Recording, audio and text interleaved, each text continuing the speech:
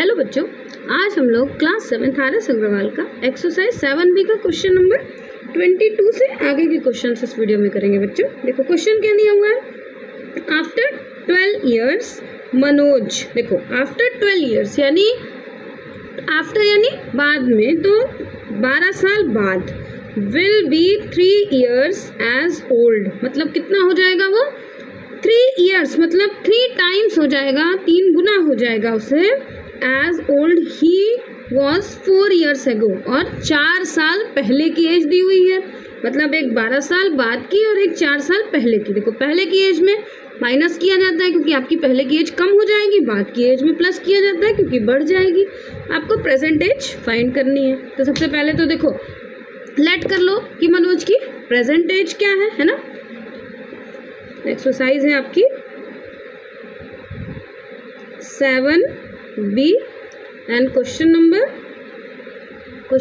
22। सबसे पहले तो देखो लेट कर लो, क्या लेट करना है, मनोज की एज है ना, तो लिख दो लेट मतलब मान लिया, लेट द प्रेजेंट एज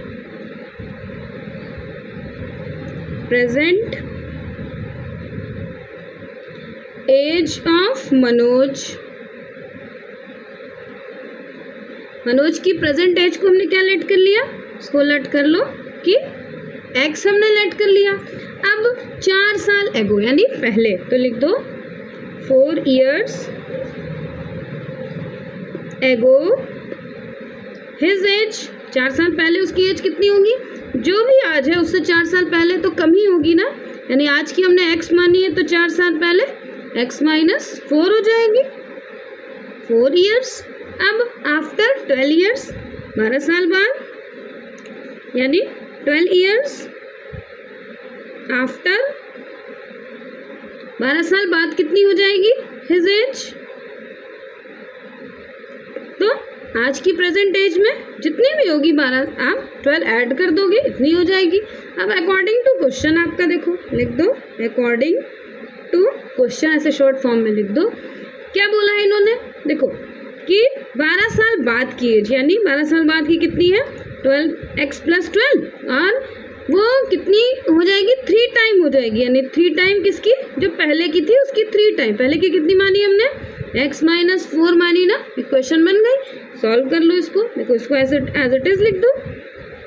यहाँ हो गया 3 को x से मल्टीप्लाई करा हो गया 3x, यहाँ 3 4 जा ये 12।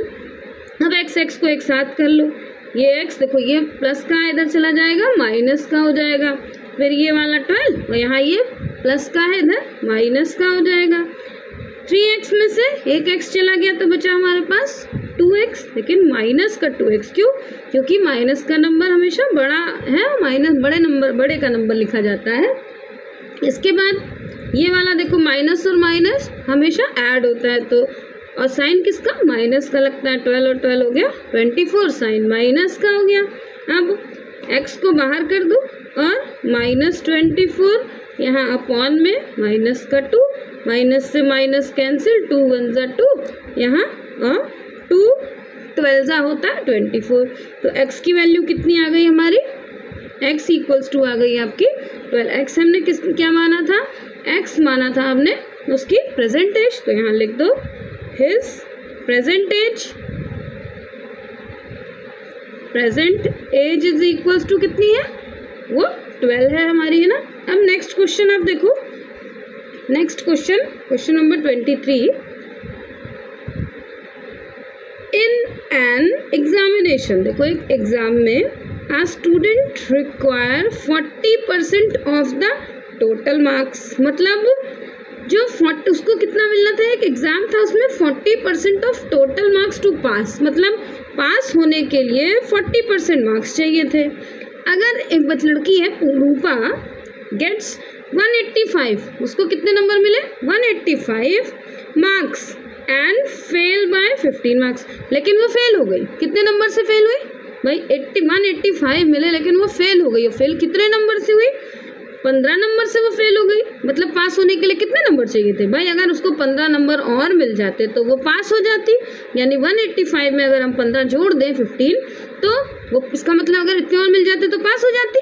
तो क्या मतलब हुआ, यानी 200 मार्क्स अगर उसको मिल जाते तो वो पास हो जाती। अब इन्होंने क्या पूछा है, लेकिन टोटल मार्क्स पूछा है कि फाइंड द टोटल मार्क्स, मतलब उसको 40% जो मार्क्स है उसका टोटल कितना हुआ। तो देखो इसके लिए क्या करो आप, सबसे पहले लिख दो टोटल मार्क्स को लेट कर लो। ये आंसर नंबर आपका 23। Let total marks is equals to x. हमने टोटल मार्क्स को एक्स लेट कर लिया और पास होने के लिए कितना परसेंट चाहिए था, तो pass marks is equals to 40% upon 40% of X, मतलब इसी एक्स का 40% चाहिए तभी आप पास हो सकते हो ना। और रूपा को मिले कितने, तो लिख दो रूपा को कितने मिले 185 मार्क्स। तो लेकिन पास होने के लिए कितने चाहिए थे और फेल हुई वो कितने, एंड फेल्ड बाय, और फेल कितने से हुई, यहाँ लिख दो एंड फेल्ड बाय। सब ऐसे स्टेटमेंट आप लिखना जरूर बच्चों, है ना। फेल्ड हुई वो 15 नंबर से, तो यानी पासिंग मार्क्स कितना था, तो यहाँ लिख दो पासिंग मार्क्स कितना हो जाएगा भाई 185 प्लस 15, तो पासिंग मार्क्स हो गया आपका 200। यानी अगर 200 मार्क्स होते तो वो पास हो जाती। तो क्वेश्चन क्या है आपका, देखो अकॉर्डिंग टू क्वेश्चन आपका क्या बन गया, देखो ये 40% ऑफ एक्स यानी 40, तो ये हो गया आपका परसेंट हमेशा परसेंट मतलब पर और नीचे सेंट मतलब 100, है ना। ऑफ की जगह ऑफ और एक्स।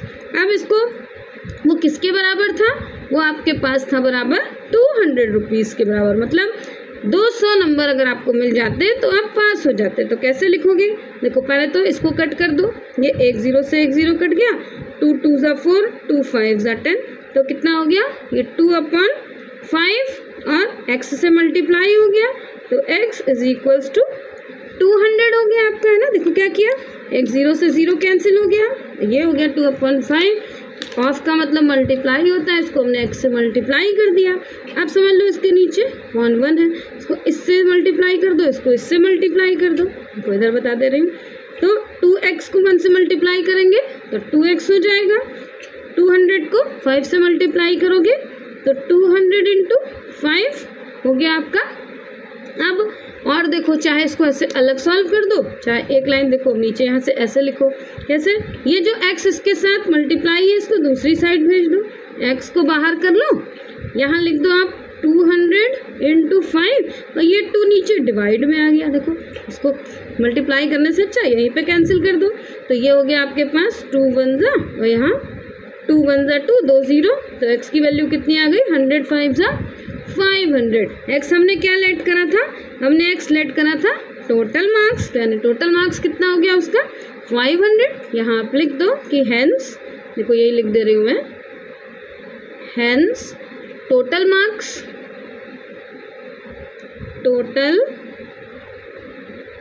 इक्वल्स टू 500, ऐसे आप लिख देना हुआ, है ना। अब क्वेश्चन नंबर 24 देखो आप, देखो क्वेश्चन नंबर 24 है आपका, अ नंबर कंसिस्ट ऑफ 2 डिजिट, है ना। ये क्वेश्चन बहुत एग्जाम में आता है बच्चों, उसको ध्यान से समझना। देखो दिया हुआ है, a number consist of 2 digit whose sum is 8। देखो एक नंबर दिया हुआ है, उसका सम कितना दिया हुआ है 8 दिया हुआ है। इफ़ 18 उसमें हमें 18 ऐड करना है तो वो नंबर क्या हो जाएगा, इट्स डिजिट आर रिवर्स्ड हो जाएगी। रिवर्स मतलब उल्टी हो जाएगी, जैसे कोई नंबर 23 है तो वो 32 हो जाएगा, है ना। और फाइंड द नंबर, अब वो नंबर फाइंड करना है आपको। देखो क्वेश्चन नंबर आपका 24 है, यानी आंसर 24। सबसे पहले क्या कर लो, लेट द 2 डिजिट लेट कर लो, जो 2 डिजिट उन्होंने बोली है, यहाँ लिख लो लेट द 2 डिजिट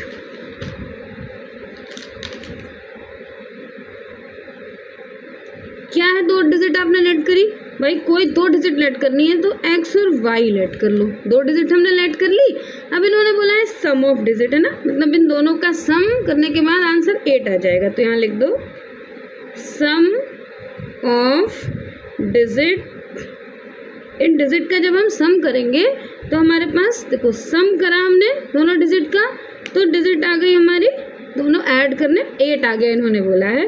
इसको आप बच्चों मान लो इक्वेशन फर्स्ट। ये देखो ये 9th के लेवल का क्वेश्चन है। क्वेश्चन ऐसे 9th और 10th में होती है, लेकिन आप दिया है तो आप सॉल्व कर लो। अब तो इक्वेशन आपके पास देखो, इसी से एक इक्वेशन पहले बना लो, मतलब एक की वैल्यू बाहर निकाल लो। जैसे हमने x बाहर निकाल लिया तो यहाँ हो गया हमारे पास देखो ये 8, ये y प्लस का, इधर y माइनस का हो गया। इसको मान लो आप इक्वेशन सेकंड। अब इस इक्वेशन सेकंड में ही हम आगे की वैल्यू पुट करेंगे। देखो ये समझ गए, ये हमने इक्वेशन बना ली, यानी दोनों का सम 8 हो गया। लेकिन इसमें से अब दोनों में तो वैल्यू हम नहीं पुट कर सकते ना, हमें एक की वैल्यू निकालनी है। तो यहाँ हमने वैल्यू निकाल ली इसकी, x की जगह पर हम 8 माइनस वाई पुट कर देंगे। ये इक्वेशन हमने सेकंड मान ली।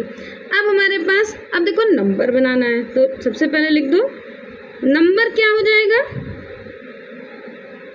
Number is equals to. अब नंबर कैसे बनता है, देखो आपने एक समझा था अभी पहले, आप छोटी क्लास में पढ़ चुके हो कि जैसे मान लो आपको बनाना है 82, है ना, तो आप देखो ऐसे समझ लो, अगर आपको 82 बनाना है, आपने छोटी क्लास में एक्सपेंडेड फॉर्म में पढ़ा था कि अगर आपको 82 बनाना है तो आप 82 कैसे बनाओगे भाई। 82 बनाने के लिए आप इसको 10 × 8 करोगे, तो 10 × 8 क्या हो गया 80, एंड उसमें +2 करोगे तभी तो ये 82 होगा।